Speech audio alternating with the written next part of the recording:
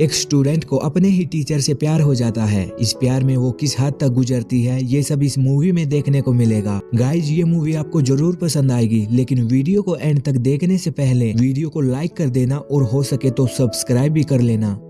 Movie की शुरुआत होती है जून नाम के एक लड़के से, जो कि एक हाई स्कूल में फिजिकल एजुकेशन टीचर था, जो कि लड़कियों को स्विमिंग सिखाते दिखाया जाता है। लेकिन इन्हीं लड़कियों में एक यंग नाम की लड़की होती है जिसका अपने ही टीचर जून पर क्रश होता है। यंग जून का अटेंशन पाने के लिए सबसे ऊंची जगह से छलांग लगा देती है ताकि जून उसे बचा ले और उसे छूने का मौका मिल सके। हुआ भी ऐसे ही, काफी ऊपर से छलांग लगाने पर जून ने उसे बचा लिया। और अगले दिन जब जून सभी को टॉस बॉल गेम सिखा रहा था तो यंग उस बॉल से इंजर्ड हो जाती है, जिसके तुरंत बाद जून को उसका फर्स्ट एड करना पड़ता है और यहीं से यंग जून के करीब आना शुरू हो जाती है। एक तरफ जून अपनी वाइफ सीओ के साथ उसके घर डिनर के लिए जाता है और यहाँ हमें पता चलता है कि जून की फाइनेंशियल कंडीशन इतनी स्ट्रॉन्ग नहीं है, क्योंकि उसका नया घर भी उसके फादर इन लॉ ने ही गिफ्ट किया था। खैर दूसरी तरफ यंग को पता चलता है कि जून रग्बी प्लेयर है, लेकिन उसने अब वो छोड़ रखा है। यंग जून को बोलती है कि उसे भी रग्बी काफी पसंद है, जिसके बाद जून रग्बी खेलने जाता है तो यंग भी उसके साथ जाती है ताकि वो उसके साथ टाइम स्पेंड कर सके। और वहाँ से आते हुए यंग गाड़ी में ही सो जाती है। जून जब यंग की सीट बेल्ट लगाने लगता है तो यंग जाग जाती है, जो कि उसे बोलती है कि वो चाहे तो उसे किस कर सकता है। पर यहाँ जून इस बात को इग्नोर करके शरीफ लड़का बनने की कोशिश करता है, लेकिन कहीं न कहीं जून भी यंग से अट्रैक्ट था। वो यंग को पानी में भीग कर खेलते हुए देखता है तो वहीं अपनी वाइफ के साथ इंटीमेट होते हुए भी यंग के बारे में ही सोचता रहता है।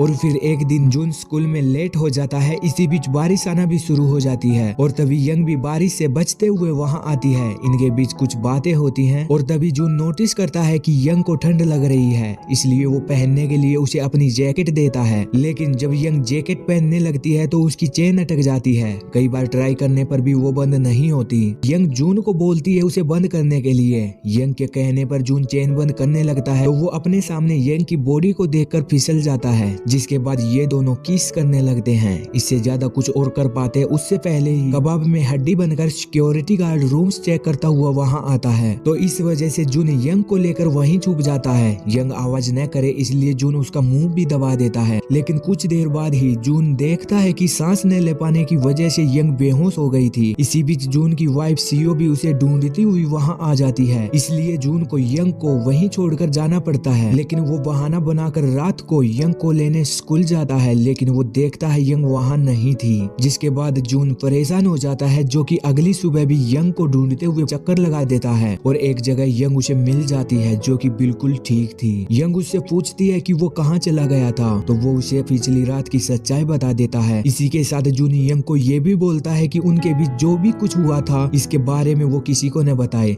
लेकिन यंग अगले ही दिन उसके और जून के बीच हुआ सब कुछ स्कूल के ब्लॉग पर लिख कर पोस्ट कर देती है, जिससे उनके बारे में पूरे स्कूल को पता चल जाता है। लेकिन जब प्रिंसिपल यंग से इसके बारे में पूछता है तो यंग उसे रियल न बताकर खुद की इमेजिनेशन बताती है। पर इस बदनामी से जून यंग से दूरी बनाना शुरू कर देता है। यंग उसे कॉल मैसेजेस भी करती है, लेकिन जून उसका कोई रिप्लाई नहीं करता। और फिर एक दिन जब जून बाहर से घर आता है तो वो देखता है कि उसके होने वाले बच्चे के लिए काफी सारे खिलौने लाए गए थे।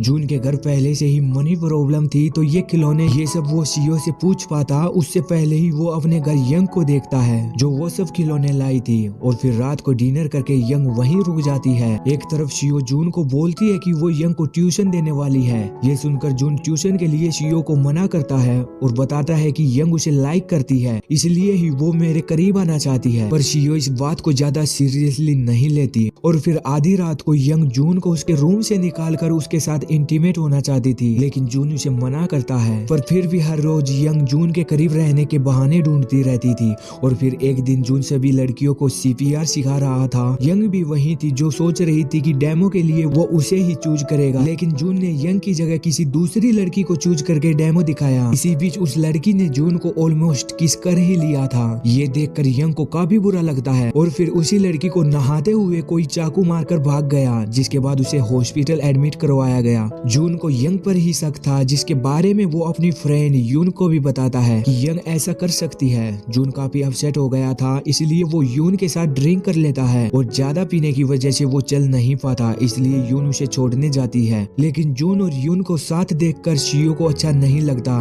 क्योंकि जून शियो से पहले यून के साथ रिलेशन में था। इसके बाद अगले दिन शियो यंग को पढ़ा रही थी तो ट्यूशन क्लास खत्म होने पर यंग बोलती है कि वो अभी घर नहीं जाएगी, जून के आने के बाद वो उससे मिलकर ही घर जाएगी। ये सुनकर शियो को यंग और जून पर शक होने लगा था। एक तरफ जून भी थक चुका था, वो चाहता था कि यंग उसकी लाइफ से हमेशा के लिए चली जाए। और फिर एक दिन यंग शियो के पास जाती है। शियो नॉनवेज खाना बना रही थी तो यंग को उसकी स्मेल से उल्टी आ जाती है और उल्टी आने पर यंग बताती है कि वो प्रेग्नेंट है। ये सुनकर शियो को उस पर यकीन भी हो जाता है, लेकिन शियो कंफर्म नहीं थी, तो वो कंफर्म करने के लिए एक रात जून का पीछा करती है, जो कि यंग के अपार्टमेंट ही गया था। जून यहाँ यंग को समझाने गया था, लेकिन शियो को लगा उसका सच में ही चक्कर है। और फिर अगले दिन यंग शियो के साथ उसके पुराने फोटोज देख रही थी तो यंग उसे बोलती है कि फोटोज में ऐसा लगता है जैसे जून तुम्हारे साथ खुश नहीं है, उसे और ज्यादा प्यार की जरूरत है। ये सुनकर शियो चिढ़ जाती है, जो कि यंग से बोलती है कि जून तुम्हारा यूज कर रहा है, जो कुछ टाइम के बाद तुम्हें छोड़ देगा। इसी बीच यंग बेहोश हो जाती है, क्योंकि शियो ने उसकी ड्रिंक में बेहोशी की टेबलेट मिला दी थी। इसके बाद शियो जून की फ्रेंड यून की हेल्प से यंग को हॉस्पिटल ले जाती है ताकि वो उसका अबॉर्शन करवा सके,